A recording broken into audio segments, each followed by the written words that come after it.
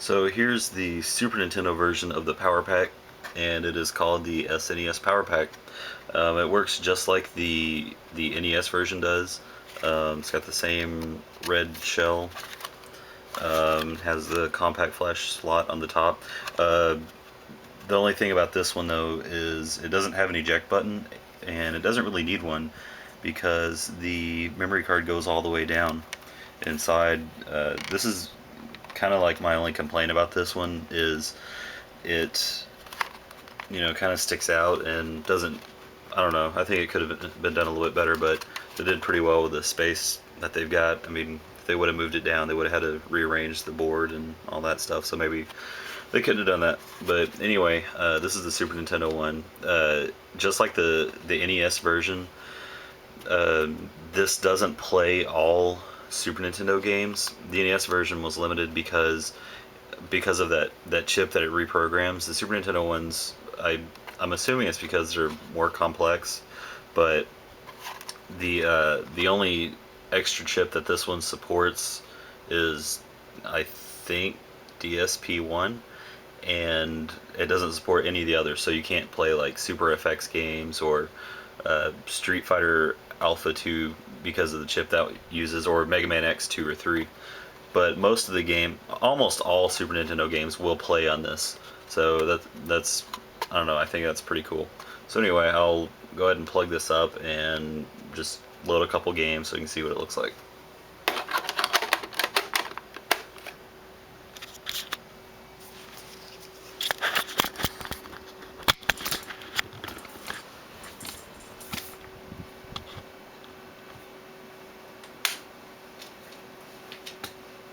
So it looks just like the NES version, just says SNES PowerPak, says the version of ROMs listed, says DSP-1 is installed, to let you know that that chip is there. And you get the same menu, pretty much. You just have your games on here. I've got a 4 gig flash card in here, but I've only got a lot of games that I like to play. So because it's kind of limited, I didn't sort them into different directories. So we've got, ActRaiser, California Games, Donkey Kongs, Castlevanias, Final Fantasies, pretty much all your games there. Ninja Gaiden Trilogy on there. Let's see, we'll load up.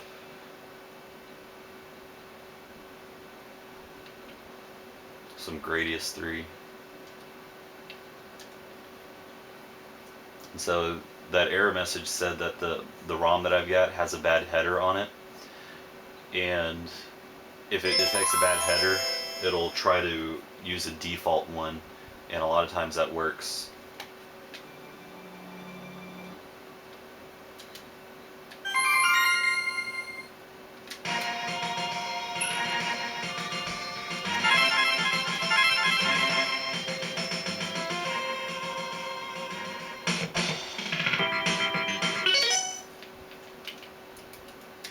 So I'll cheat a little bit. Konami code.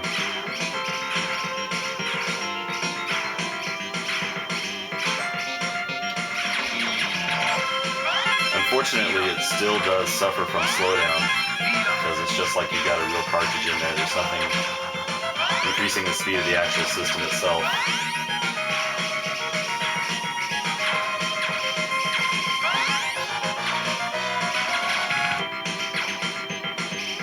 It's kind of sad.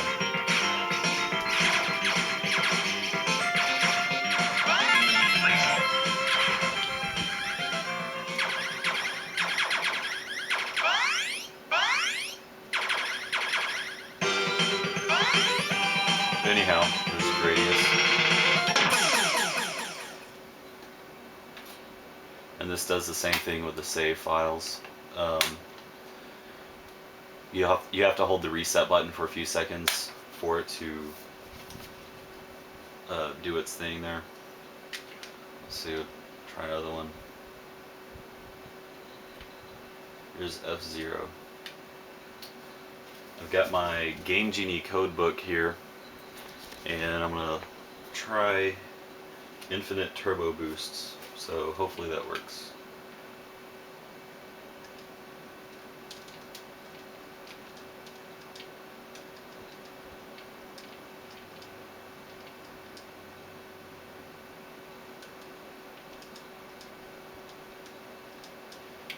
Okay, start game.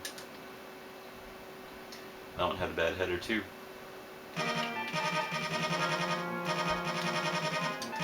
Haven't played this in a really long time.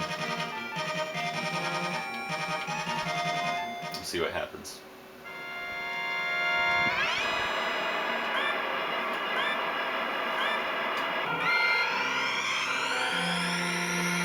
This was one of the first Super Nintendo games I got. That with Final Fight and Final Fantasy II for Christmas when it came out. Or right after it came out, I guess.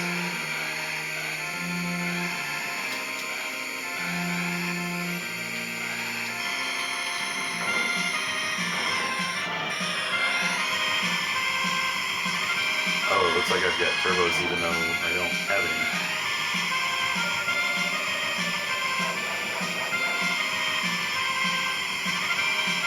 Yep, so Game Genie's working.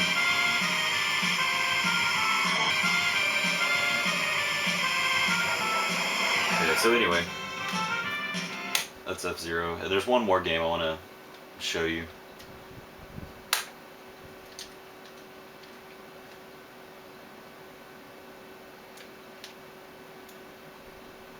So this is Final Fantasy IV, but it's translated to English. So I've actually got the English patch applied to the ROM. So this way you can play it on a real system, the translated hard version.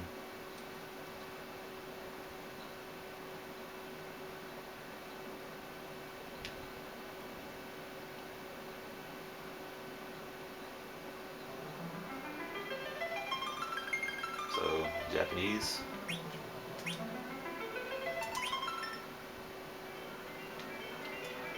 So anyway, save games just like the NES version, but if you can pick one of these up, I'd really recommend it, especially if you're a fan of old NES and Super NES games.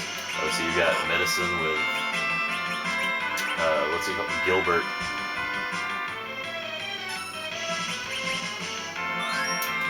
Dark Wave. Got Build Up and Endure.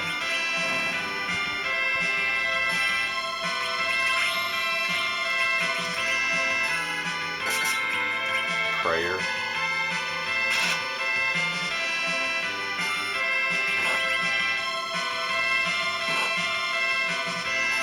I think these moves take mana that they're doing.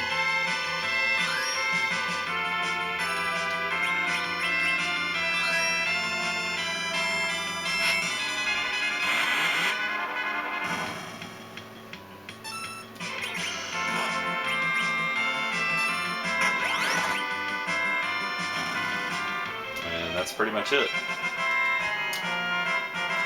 you got any questions, feel free to ask.